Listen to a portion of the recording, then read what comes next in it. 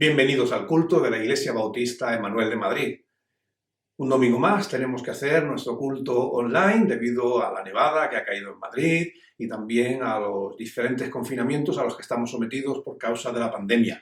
Pero ya sabemos, y lo hemos reiterado en tantas ocasiones, que la Iglesia no es el espacio físico, sino que es la comunión de los creyentes, el cuerpo de Cristo, y a pesar de encontrarnos cada uno en nuestros hogares, nos sentimos cercanos, nos sentimos unidos los unos a los otros en el Señor.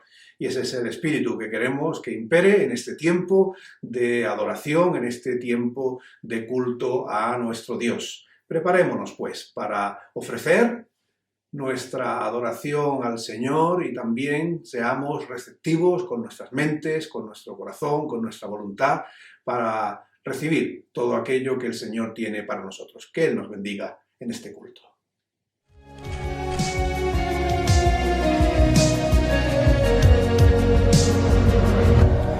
Aún antes de hablar, tú cantabas sobre mí.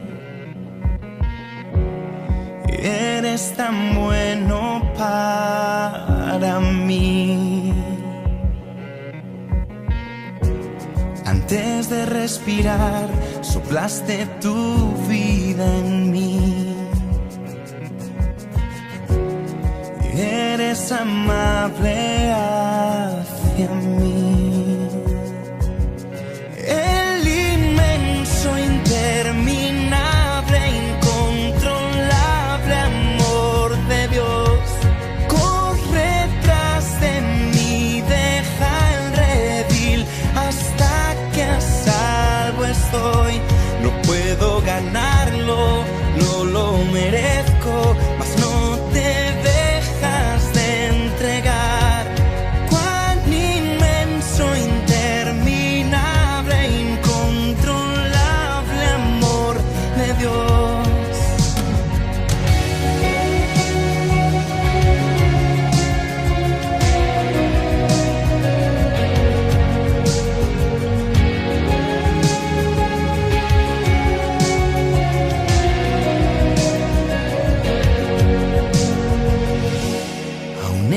Rebelión, tu amor luchó por mí. Eres tan bueno para mí. Aun yo sin valor, pagaste todo por mí. Tú eres amable hacia mí.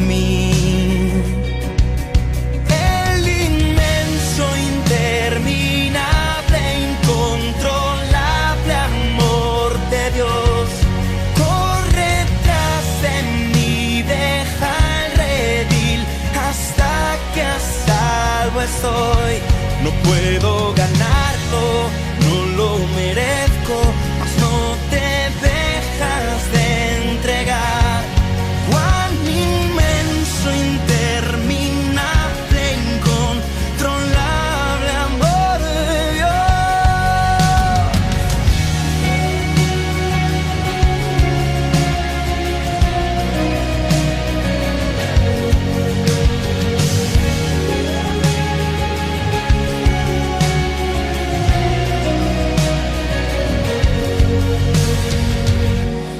sombra que no encenderás, montaña que no subirás persiguiéndome. No hay muro que no romperás, mentira que no desharás persiguiéndome. No hay sombra que no encenderás, montaña que no subirás persiguiéndome. No hay muro que no romperás, mentira que no desharás persiguiéndome. No hay sombra que no encenderás, montaña que no subirás persiguiéndome. No hay muro que no romperás, mentira que no desharás persiguiéndome. No hay sombra que no encenderás, montaña que no subirás persiguiéndome. No hay muro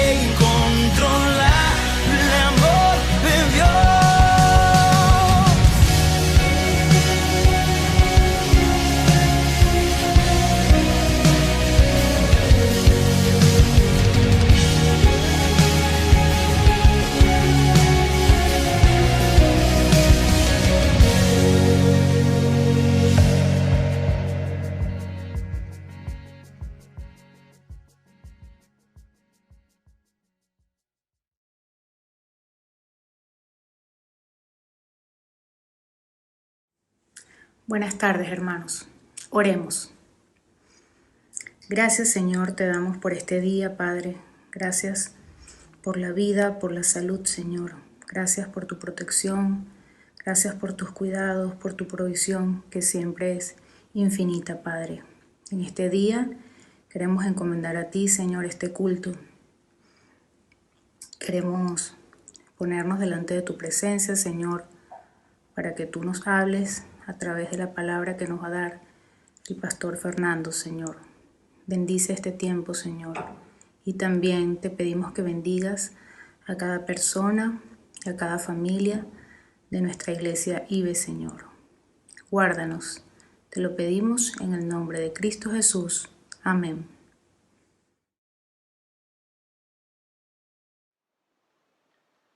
Si yo hablase lenguas humanas y angélicas y no tengo amor, vengo a ser como metal que resuena, o címbalo que retiñe. Y si tuviese profecía y entendiese todos los misterios y toda ciencia, y si tuviese toda la fe, de tal manera que trasladase los montes, y no tengo amor, nada soy. Y si repartiese todos mis bienes para dar de comer a los pobres, y si entregase mi cuerpo para ser quemado, y no tengo amor, de nada sirve. El amor es sufrido, es benigno, el amor no tiene envidia, el amor no es jactancioso, no se envanece. No hace nada indebido, no busca lo suyo, no se irrita, no guarda rencor. No se goza de la injusticia, mas se goza de la verdad. Todo lo sufre, todo lo cree, todo lo supera, todo lo soporta. El amor nunca deja de ser, pero las profecías se acabarán, y cesarán las lenguas, y la ciencia acabará. Porque en parte conocemos, y en parte profetizamos. Mas cuando venga lo perfecto, entonces todo lo que es en parte se acabará. Cuando yo era niño, hablaba como niño, pensaba como niño, juzgaba como niño. Mas cuando ya fui hombre, dejé lo que era de niño. Ahora vemos por espejo oscuramente, mas entonces veremos cara a cara. Ahora conozco en parte, pero entonces conoceré como fui conocido. Y ahora permanecen la fe, la esperanza y el amor, estos tres, pero el mayor de ellos es el amor.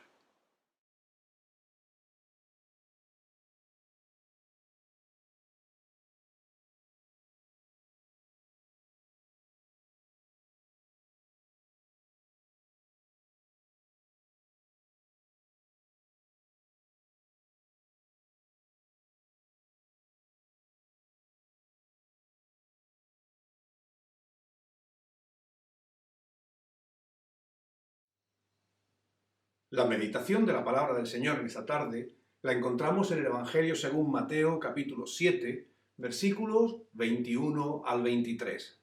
Mateo 7, 21 al 23, y dice así la palabra del Señor. No todo el que me dice Señor, Señor, entrará en el reino de los cielos, sino el que hace la voluntad de mi Padre que está en los cielos. Muchos me dirán en aquel día, Señor, Señor, ¿no profetizamos en tu nombre, y en tu nombre echamos fuera demonios, y en tu nombre hicimos muchos milagros? Entonces les declararé, nunca os conocí, apartaos de mí, hacedores de maldad. Resulta un espectáculo poco edificante, especialmente en estos días, seguir las intervenciones de los políticos. Con toda esta cuestión de la pandemia, los responsables públicos aparecen en los medios de comunicación con más frecuencia de lo habitual, ofreciendo su versión de la situación, haciendo un análisis de por qué nos encontramos en el día en cuestión con el número de contagios y de fallecidos que se nos ofrece, y cada uno pues plantea su solución al problema, pero sobre todo se dedican a exculparse, proyectando la culpa, la responsabilidad sobre los contrarios, los adversarios políticos. Y la verdad es que creo que todos nos cansamos de tanta palabrería, ese hablar, ese acusar estéril y esas acciones que un día pues son las imprescindibles, al día siguiente ya no son las pertinentes y así pues van ofreciendo actuaciones que a veces dan más la sensación de ser palos de ciego que realmente actuaciones bien meditadas y bien contrastadas. La realidad es que se disparan los contagios, que las UCIs vuelven a colapsarse y las consecuencias económicas que todo esto está teniendo son terribles. Esa es la realidad. Mucha palabrería y acciones que no acaban de ser resolutivas, que no acaban de ser las necesarias para la situación en la que nos encontramos. Si miramos al contexto de las palabras del Señor Jesús que acabamos de leer, vemos que Jesús reacciona con severidad hacia aquellos religiosos cuyas palabras y acciones no eran lo que debían ser. Incluso leyendo el texto podemos descubrir que podrían ser palabras hermosas, podrían ser acciones pues realmente destacadas, llamativas, pero la realidad es que ni las palabras ni los hechos se corresponden con el mensaje, con el propósito de Jesús y por eso son rechazadas. Si miramos el contexto del capítulo 7 que acabamos de leer, este es un pasaje que se encuentra dentro de lo que conocemos como el Sermón del Monte. Desde el capítulo 5 el Señor ha reunido a sus seguidores y ha iniciado una parte de formación, una parte de enseñanza, dando y asentando lo que sin duda son pilares fundamentales de la fe, de los valores, de lo que debe ser la vida de aquellos que son seguidores de Jesús.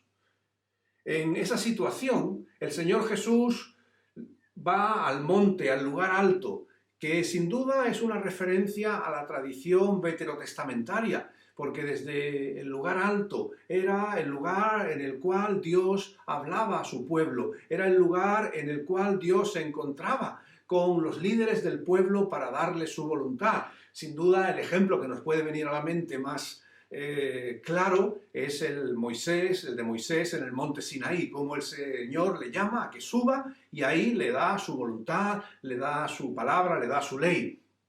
Pues con el paralelismo de este texto, el Señor Jesús sube al monte para transmitir a los suyos sus enseñanzas, para transmitir a los suyos su voluntad. Y en este capítulo 7 en concreto, encontramos alusiones claras acerca de la actitud que los seguidores de Jesús deben de tener hacia su prójimo. Comienza el capítulo 7 con una sección en la que dice que no debemos juzgar a los demás.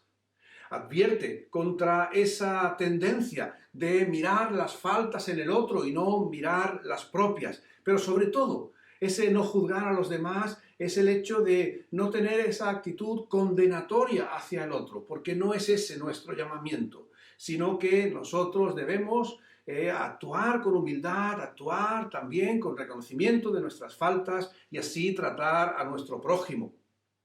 Continúa el pasaje de este capítulo 7 recordándonos la regla de oro, que como queremos que nos hagan a nosotros, también nosotros debemos hacer a nuestro prójimo, a quien está alrededor nuestro.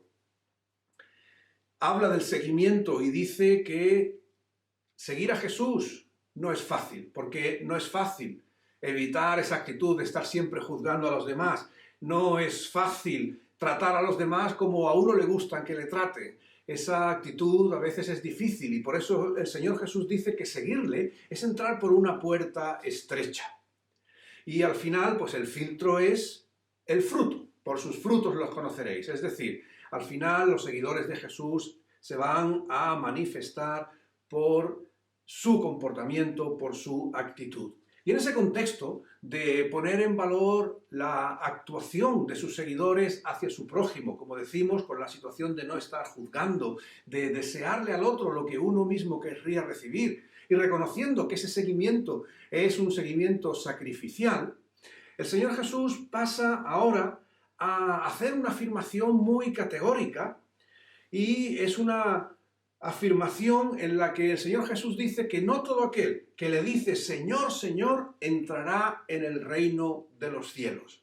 Y es interesante que nos paremos a pensar quiénes son los destinatarios de esas palabras, quiénes son esos a los que el Señor identifica como clamando a su nombre y diciendo que en el día del juicio ellos no podrán entrar en el reino de los cielos.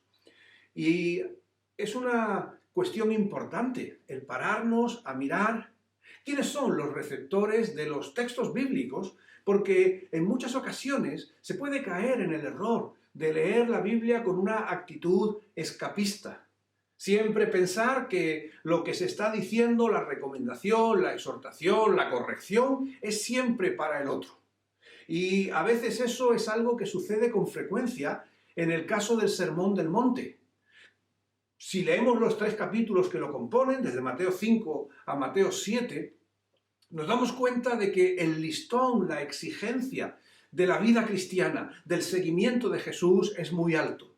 Por eso muchos han pensado o han decidido por sí mismos que ese mensaje, esa exigencia, cuando Jesús la pronuncia, era para sus apóstoles, es decir, para ese selecto grupo de escogidos, de colaboradores de Jesús cercanos a él, pero que ese mensaje tan exigente no era para el común de sus discípulos. Y la idea de esto es que trasladado a nuestro tiempo, el Sermón del Monte es para pastores, para misioneros, porque la exigencia es muy alta, pero el común de los cristianos pues no se le puede pedir esa exigencia de vida. Y sin duda eso es un gran error, porque justamente la palabra del Señor no es un texto que se nos presenta para que nosotros lo miremos y simplemente estemos informados de lo que Dios espera hacia los demás. Que estemos al tanto de cómo el Señor corrige o enseña a otros, sino que la palabra de Dios está escrita para aludirnos, para afectarnos a nosotros en nuestra vida cotidiana. No podemos pensar cuando identificamos los receptores de un mensaje y decir, eso no es para mí, eso no me lo dirige a mí el Señor. Cuando el Señor habla, siempre está pensando en cada uno de nosotros. Y es nuestra responsabilidad cada vez que leemos la palabra del Señor, de ver en qué manera esta habla a nuestras vidas, de qué manera esta habla a nuestra situación, porque ahí es donde está la riqueza del mensaje. Como decía, aquí hay unas palabras que son severas de Jesús, diciendo que no todo el que invoca su nombre entrará en el reino de los cielos. Y es verdad que inicialmente esas palabras iban dirigidas a posiblemente falsos profetas que se iban introduciendo dentro de la comunidad, especialmente si lo miramos en el contexto del evangelista Mateo, en el contexto de la comunidad a la cual él escribe. Seguramente había entre ellos profetas que, a pesar de ser personas de palabras elocuentes, dice el texto que incluso pudieran ser personas que hacían señales y milagros, no por eso contaban con el beneplácito del Señor. Falsos profetas que se habían introducido en la iglesia y que podían ser seductores, que podían parecer fieles seguidores de Jesús, pero que realmente no lo eran. Por eso, en esta sección del Evangelio, el Señor Jesús advierte contra aquellos que puedan tener palabras agradables, que puedan tener palabras hermosas, pero que en el fondo no son auténticos seguidores suyos.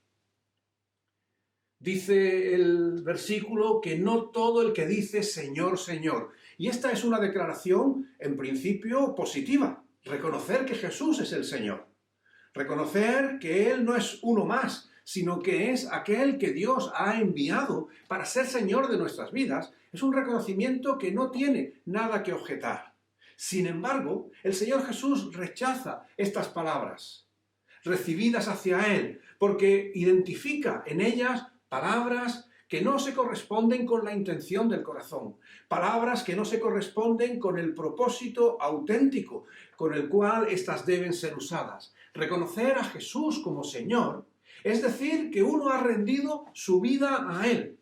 Es decir que el Señor Jesús es lo primero y lo más importante. Sin embargo, el Señor identifica a estas personas como personas que quizás usan su nombre para ganar prioridad, para ganar prominencia en la iglesia, pero que realmente sus corazones no están cerca de Él. Ya lo dice el profeta, este pueblo, el Señor Jesús, el Padre lo dice por medio del profeta, este pueblo de labios me honra, pero su corazón está lejos de mí. Igual es aplicable aquí a estos falsos profetas. El hecho de clamar, el hecho de usar el nombre de Jesús, el nombre de Dios, pero que sus corazones no son corazones entregados, no son corazones que verdaderamente tienen a Jesús en primer lugar, como mayor prioridad. Por eso las palabras son importantes, no solamente por lo que dicen, sino cómo vienen motivadas. Y aquí hay una enseñanza inicial importante para nosotros también. Y es que quizás los que llevamos ya muchos años en la iglesia hemos aprendido un lenguaje, hemos aprendido un vocabulario y estamos familiarizados con la jerga eclesial. Pero al Señor no le podemos seducir ni le podemos convencer con este lenguaje, sino que el Señor realmente conoce nuestro corazón. El Señor quiere saber lo que hay dentro de nosotros. No se trata de grandes palabras, no se trata de grandes expresiones religiosas, la que Él espera de nosotros, sino que el Señor espera corazones entregados, corazones arrepentidos, corazones que le ponen a Él en primer lugar. Fijaros que no solamente el Señor Jesús está llamando la atención a aquellos que usan su nombre en vano, sino que incluso los identifica como personas que cuando son confrontadas dicen, Señor, Señor, otra vez, usan su nombre y le dicen, no profetizamos, no echamos demonios, no hicimos milagros en tu nombre. Alguien podría decir que estas acciones, pues, sin duda, podrían ser constitutivas de un sentimiento, de una vida de convencimiento, de fe, de cercanía a Jesús. Y el Señor Jesús, sin embargo, dice, nunca os conocí. Suena otra vez chocante, ¿verdad? Pero eso también nos tiene que hablar a nosotros. Y es que la vida cristiana no es una serie de manifestaciones, de actuaciones o de ritos, podríamos decir, que pudieran vincularnos con la fe en Jesucristo. Hay mucho más que esto. La fe no es algo que vive de la apariencia, la fe no es algo que vive de una serie de prácticas que otros puedan identificar, sino que la fe auténtica es la que manifiesta en su interior y en su exterior la realidad de Cristo como el verdadero Señor de la vida. Y esto es algo muy importante. Y entonces la pregunta grande, la pregunta clave es, bueno, ¿cómo distinguir? ¿Cómo saber quiénes están usando el nombre del Señor en vano? ¿Quiénes están actuando simplemente de una manera cristiana, con una expresión religiosa, pero verdaderamente no se les puede reconocer como hijos de Dios porque Jesús así nos lo dice?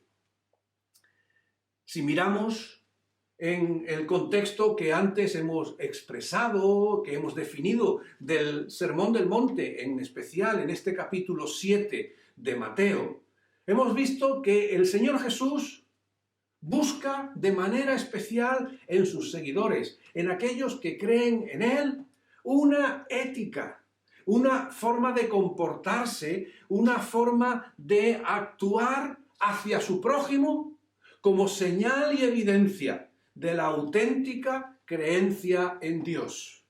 Podríamos decir que conforme a cómo nos comportamos con nuestro prójimo, así estaremos evidenciando de manera cierta que Jesucristo es nuestro Señor. No serán solo las palabras, no serán acciones o ritos que puedan ser llamativos a los ojos de los demás, sino que es nuestra actitud, nuestro comportamiento hacia nuestro prójimo, lo que ciertamente define nuestra calidad y nuestra cualidad como cristianos.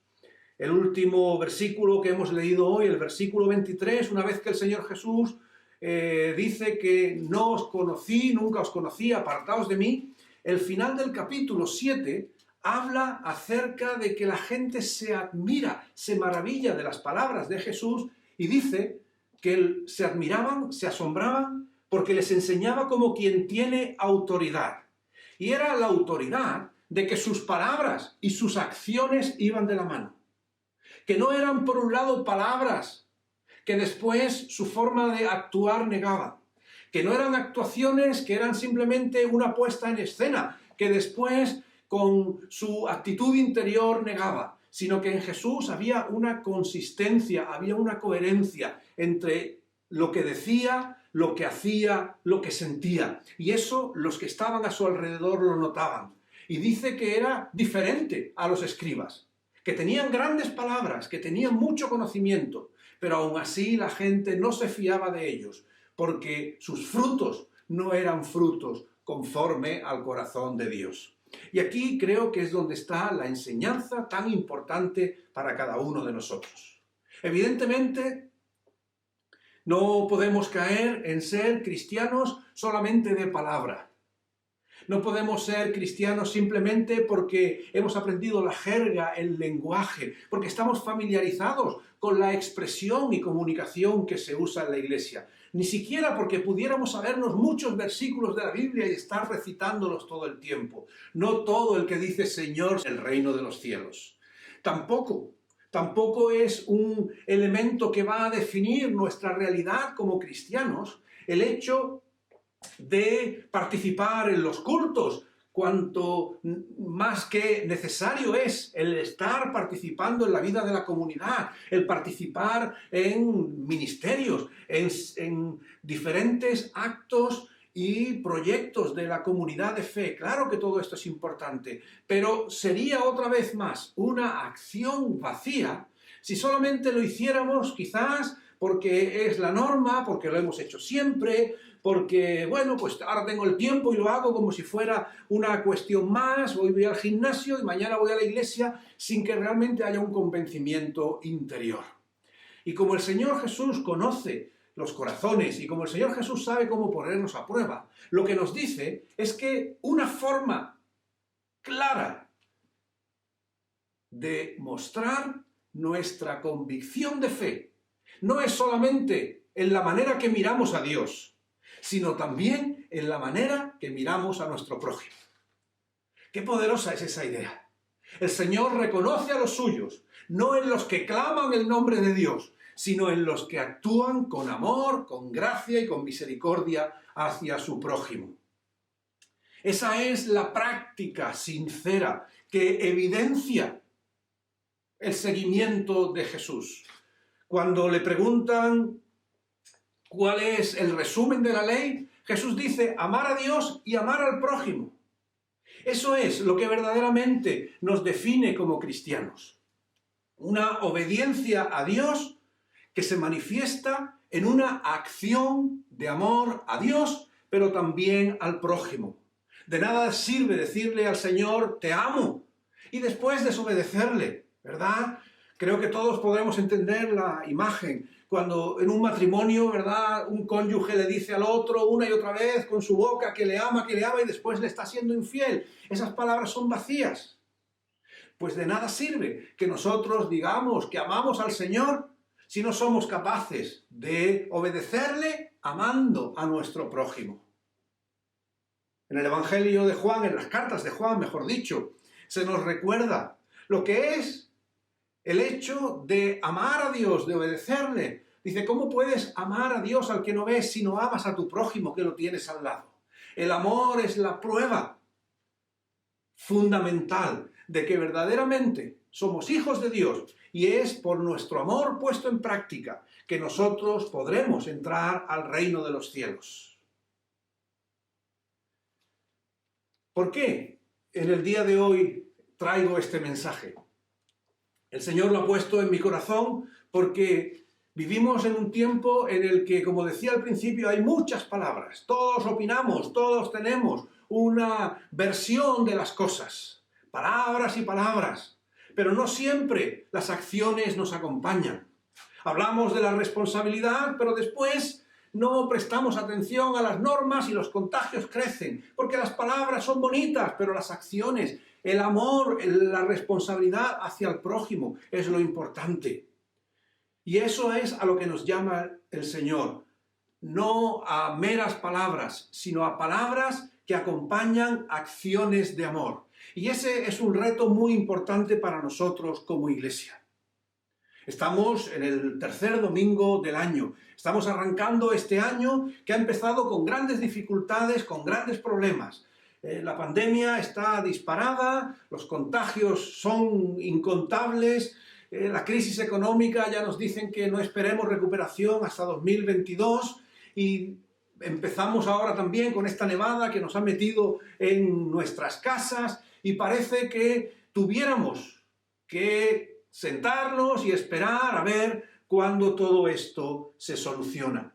Sin embargo, la palabra del Señor nos invita a que vivamos un amor puesto en práctica. Este tiempo difícil, este tiempo de necesidad, requiere de una iglesia comprometida en su amor al prójimo. Ese tiene que ser un reto para nosotros en los meses que tenemos por delante.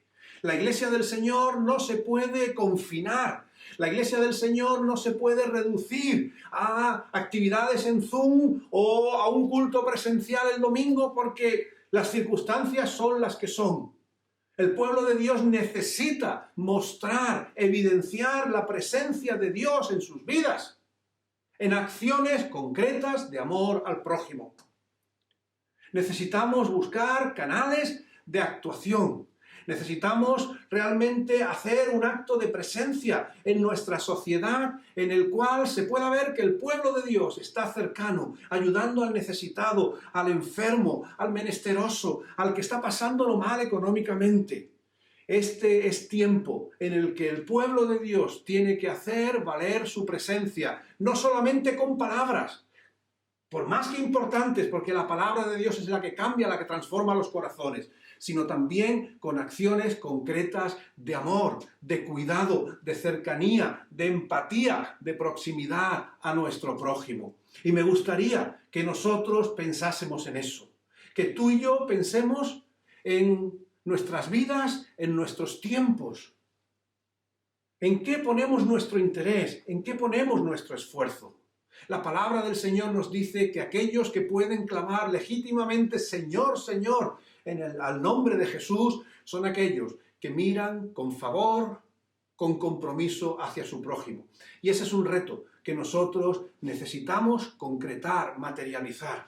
Un reto que se tiene que hacer tangible por medio de nuestras actuaciones. Hermanos, no nos convirtamos en creyentes ahora quizás rácanos, porque como vienen tiempos difíciles y es verdad que hay que ser cuidadoso, que hay que ahorrar y nos olvidemos de ser generosos con el necesitado.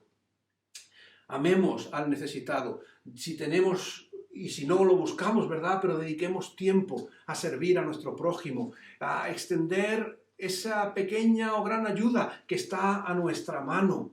Participemos de la vida de la comunidad, de la iglesia, porque es un instrumento por el cual todos juntos llevamos el mensaje y la acción de esperanza a nuestra sociedad. Una iglesia en la que no nos sumamos, una iglesia en la que no aportamos nuestro tiempo, nuestros dones, nuestros recursos. Es una iglesia que se hace ineficaz. Y necesitamos ser eficaces porque este tiempo lo demanda. No podemos esperar a que todo se solucione para entonces ser iglesia. Ahí ya podríamos decir que no hacemos falta. Es ahora donde necesitamos poner nuestros dones en las manos del Señor y decir, Señor, con lo poco o mucho que tenemos, aquí estamos para honrarte, para glorificarte y para servir a nuestro prójimo. Esas son las palabras que el Señor Jesús quiere oír. Ese es el uso de su nombre que Él quiere hacer, de una comunidad creyente que ama a Dios y que ama a su prójimo, y que lo ama no solamente en su mente, en sus buenas intenciones, sino que lo hace en su práctica.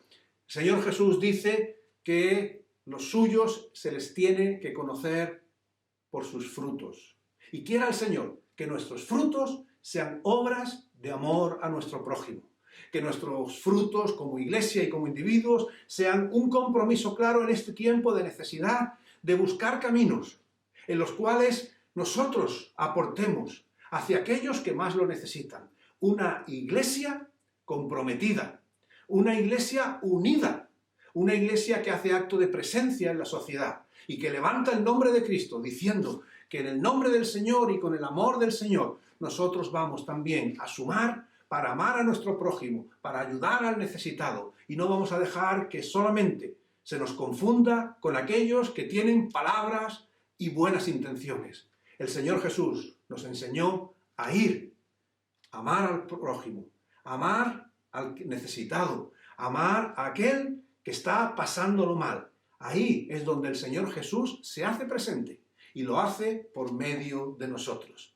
Así que clamemos, Señor, Señor, pero hagámoslo con un corazón lleno de amor, que se manifieste día a día, como individuos y como iglesia, en amor al prójimo, en amor a aquel que tanto lo necesita. Y hoy hay muchos en nuestro tiempo que necesitan que el Señor Jesús, por medio de su iglesia, llegue hasta ellos. Que el Señor nos bendiga y que el Señor ponga pasión y amor por servir a Dios, pero también por servir a nuestro prójimo.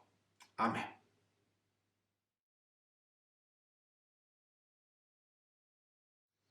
Imploremos la bendición del Señor. Que la gracia de nuestro Señor Jesucristo, el amor del Padre y la comunión de su Santo Espíritu sea con todos y cada uno de nosotros, ahora y siempre. Amén.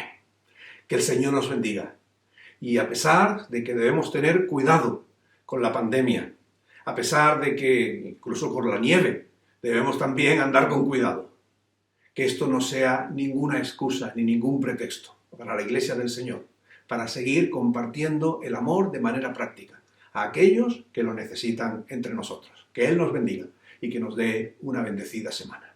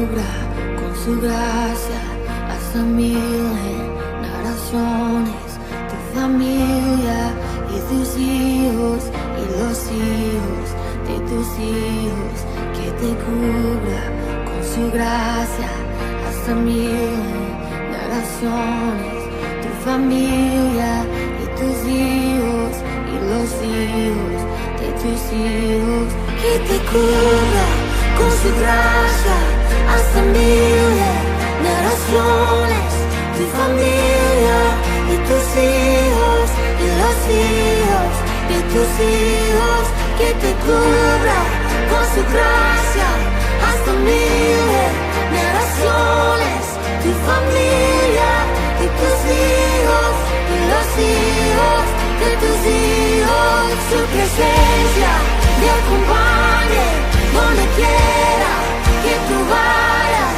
que te llene, te rodee, va contigo de mañana y de noche, en tu entrada y salida, en tu llamada.